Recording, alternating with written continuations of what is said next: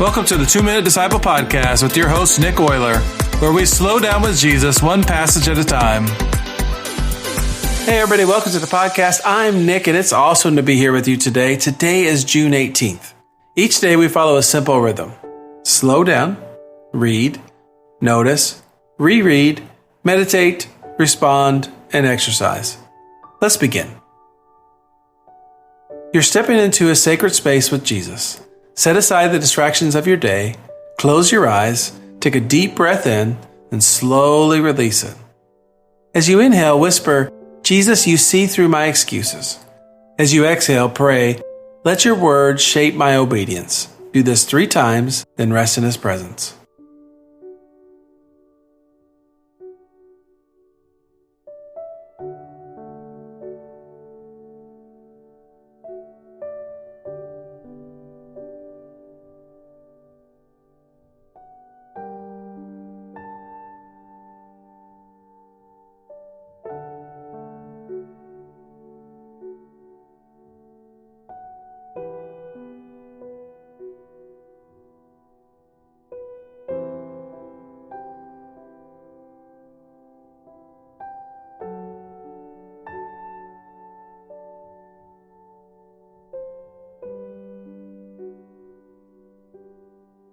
I'm reading from Mark chapter 7, verses 9 through 13. Then he said, "You skillfully sidestep God's law in order to hold on to your own tradition. For instance, Moses gave you this law from God: honor your father and mother, and anyone who speaks disrespectfully of father or mother must be put to death.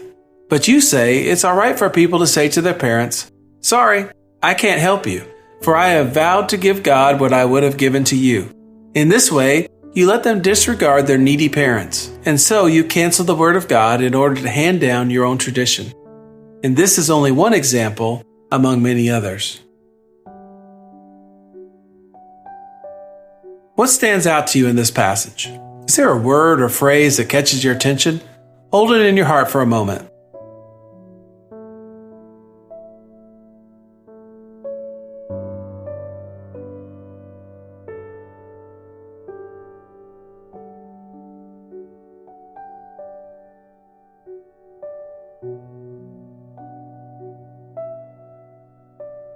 Hear these words again, and notice how Jesus exposes the way religious tradition had been used to justify disobedience to a clear command of God. Then he said, "You skillfully sidestep God's law in order to hold on to your own tradition. For instance, Moses gave you this law from God: honor your father and mother, and anyone who speaks disrespectfully of father or mother must be put to death. But you say, it's all right for people to say to their parents, 'Sorry, I can't help you, for I have vowed to give to God what I would have given to you.' In this way, you let them disregard their needy parents, and so you cancel the word of God in order to hand down your own traditions. And this is the only one example among many others." Jesus goes deeper into his critique of the religious leaders and uses one very specific example. God's command is clear: honor your father and mother. Anyone who curses their parents faces serious consequences. The command is not ambiguous. The religious leaders had developed a workaround. If a person declared their money or resources Corban, that is, dedicated to God, they could effectively withhold support from aging parents while maintaining an air of religious devotion. The tradition gave them a spiritual sounding reason to avoid a costly obligation. Jesus calls it exactly what it is. You're setting aside the command of God in order to maintain your tradition. You are using religion to avoid obedience. This is a subtle and persistent danger. It is possible to be very active in religious life, devoted to tradition, fluent in the language of faith, generous in visible ways, and simultaneously to be using that religious activity as cover for avoiding something God has clearly asked of us. The question Jesus is presenting is not whether we know the commands of God, it is whether we actually are obeying them, or whether we have found sophisticated ways to look devoted while doing something else entirely. Take a few moments to reflect on this question. Is there a clear command of God that I have been finding religious sounding reasons to avoid?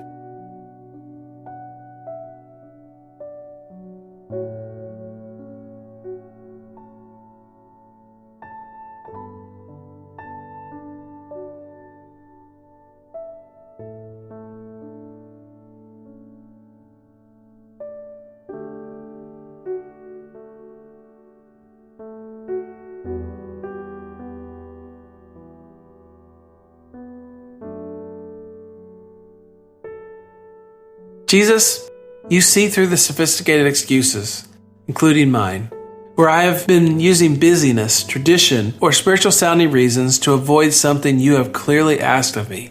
Expose it. I don't want to set aside your commands for the sake of my comfort.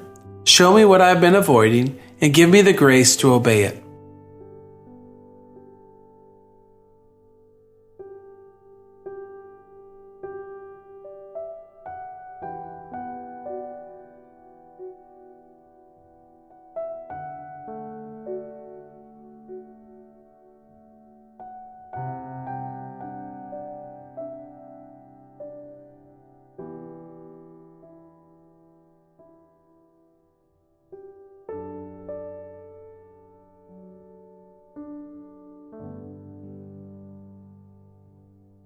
The rush of life will meet you again when you leave this sacred place, but you can carry this moment into your day by forming new habits.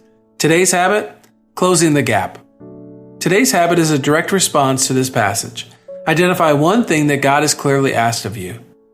Something specific, something you already know, that you have been finding reasons to delay or avoid, and take one concrete step of obedience today. Don't wait for the perfect moment. Don't look for another reason to delay. The religious leaders in this passage were very good at looking devoted while avoiding obedience. Choose differently today. Before you act, pray. Lord, I know what you have asked. I have been finding ways around it. Today, I close the gap. One step. Give me the courage and the grace to do what I already know to do.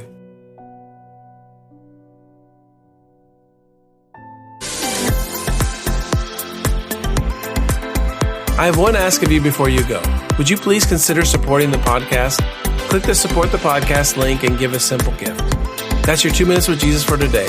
Now take what you've heard, share it, and live it. Until next time, keep slowing down, keep listening, and keep walking with Jesus.